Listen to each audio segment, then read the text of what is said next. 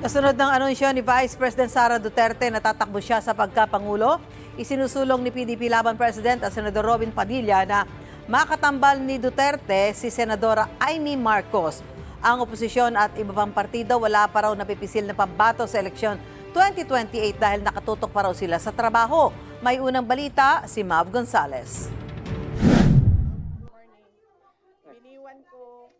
Kung malino na ang plano ni Vice President Sara Duterte na tatakbo siya sa pagkapangulo sa election 2028, ang tinatawag ni Senadora Risa Hontiveros na oposisyon, posibleng sa katapusan pa ng taon ang pinakamaagang makapagpasya kung sino ang magiging pambato. Sa ngayon, 2026, nakatutok ang mga reform-minded at opposition forces sa pagbubuo ng mas mahigpit pang pagkakaisa para pumili ng aming mga kandidato whether by the end of the year or first quarter of next year. Sa mismong pag-uusap pa lang sa kanilang hanay, wala pa anong mga pangalang lumulutang, pero katangian pa lang na hinahanap sa pambato.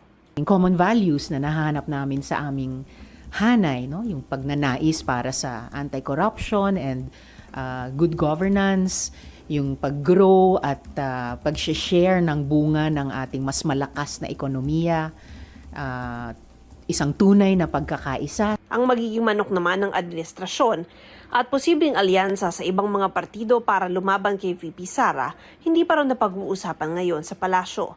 Wala pa rin paghahanda para sa 2028 elections ang Nationalist People's Coalition o NPC.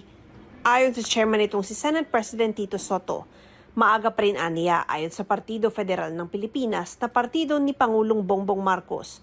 Pero tiniyak niya magpapatakbo pa rin sila ng kandidato sa pagkapangulo sa 2028. Ang kilalang kaibigan naman ni Vice President Duterte na si Senador Amy Marcos, tinanong din ng media kung ano ang plano kasunod ng anunsyo ng bise. Talaga naman forever running mate ko naman talaga yan.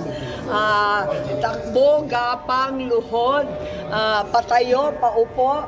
Hindi ko naman siya kailanman iniwanan. So open, ma'am?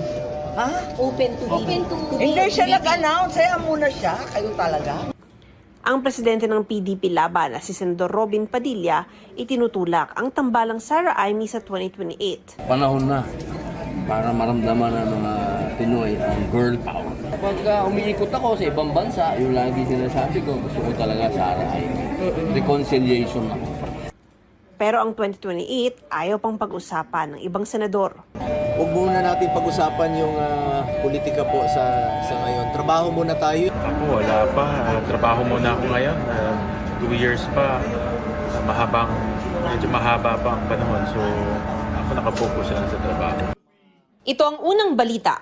Mav Gonzales para sa GMA Integrated News.